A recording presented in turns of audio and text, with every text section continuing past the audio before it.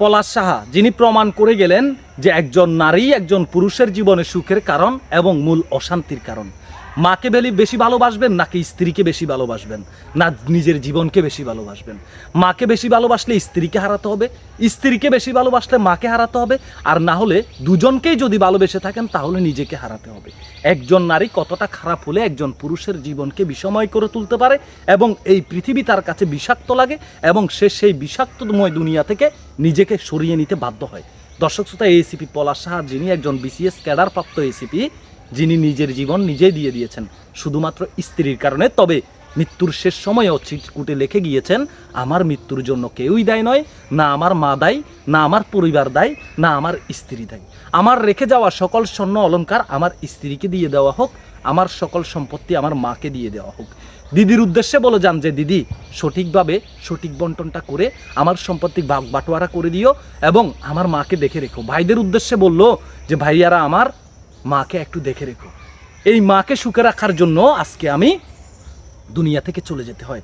দর্শক শ্রোতা, এসিপি পলাশ সাহা, তিনি একজন এসিপি, চাকরি করেন এবং গত 2 বছর আগে বিয়ে করেন। পারিবারিকভাবে বিয়ের পর তিনি একটি বাসায় থাকেন। তার সম্মানের কোনো কমতি নেই, কিন্তু ঘরে গেলে স্ত্রীর কাছে তার কোনো সম্মান নেই, নাই কোনো শান্তি, নাই কোনো সুখ। এত টাকা পয়সা, এত অর্থ সম্পত্তির মালিক, তারপরেও তার জীবনে সুখ নেই, শান্তি নেই। কারণ কি? শুধুমাত্র তার মাকে ভালোবাসে, সে গর্ভধারিণী মাকে ভালোবাসে। স্ত্রীর সাথে একই বাসায় তার মাকে নিয়ে আসছে আর তার স্ত্রী সেটা পছন্দ করে না। তার স্ত্রী তাকে বারবার বলতে থাকে যে তোমার মাকে গ্রামের বাড়িতে পাঠিয়ে দাও, আমি এই বাসায় তোমাকে নিয়ে একা থাকবো, তোমার মা এই বাসায় থাকতে পারবে না। অনেক চেষ্টা করেছিল আদরের ভালোবাসার মানুষটাকে বোঝানোর, অনেক চেষ্টা করেছিল সহধর্মিনীকে, তার স্ত্রীকে বোঝানোর যে আমার গর্ভধারিণী মা আমাকে অনেক কষ্ট করে লালন পালন করেছে, অনেক ত্যাগ স্বীকার করে আমাকে পড়ালেখা করিয়ে একজন বিসিএস ক্যাডারে পরিণত করেছে। আজকে আমি এসিপি হয়েছি, আমার এত সম্মান, এত টাকা পয়সা, এই সব কিছুর মূল কারণ হচ্ছে আমার মা। আজকে সেই মাকে তুমি বলছো আমি বাসা থেকে বের করে দিয়ে তোমাকে নিয়ে থাকতে। এই সুখ তো আমার জন্য সুখ হবে না, এটা আমার জন্য জাহান্নামের সুখ। দর্শক শ্রোতা, সে চিন্তা করে যদি মাকে গ্রামের বাড়িতে পাঠিয়ে দেয়, ভাইদের কাছে মা হয়তো বা ভালো থাকবে না, তার কাছে থাকলে ভালো থাকবে, কারণ তার টাকা পয়সা আছে, মাকে ভালো খাওয়াতে পারবে, মাকে ভালো পড়াতে পারবে, মাকে ভালো ডাক্তার দেখাতে পারবে, মাকে নিজের চোখে দেখে রাখবে।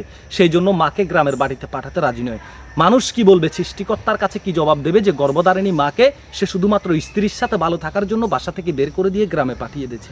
দর্শক শ্রোতা, সেই বিষয় নিয়ে স্ত্রীকে অনেক বোঝানোর চেষ্টা করে, কিন্তু ঘটনার দিন তার স্ত্রী এক পর্যায়ে ত্যক্ত বিরক্ত হয়ে তার মার সাথে বাজে ব্যবহার করে। এই বিষয়ে এই এসিপি পলাশ সাহা তার স্ত্রীকে বাধা দেওয়ার চেষ্টা করে যে তুমি আমার মার সাথে এমন ব্যবহার করো না। তার স্ত্রী এক প্রকার রাগান্বিত হয়ে তার গায়ের উপরে হাত তুলে তার উপরে ক্ষিপ্ত হয়ে যায়। তখন সে একবার মান সম্মানের ভয়ে, ইজ্জতের ভয়ে না পারলো স্ত্রীকে কিছু বলতে, না পারলো মাকে বলতে। তারপর পুরো বিষয়টা ঘরের ভিতরে মীমাংসা করে সে অফিসে চলে যায়। আর অফিসে যাওয়ার পরে এই বিষয়টা সে মেনে নিতে পারছে না, বারবার তার বিবেকে নাড়া দিচ্ছে যে আমি জীবনে কি করলাম, এত টাকা পয়সা, এত সুখ শান্তি দিয়ে কি হবে, একজন সঠিক সহধর্মিনী পেলাম না, একজন ভালো নারী পেলাম না, যেই নারীর দ্বারা আমি আমার মাকে নিয়ে সুখে থাকবো।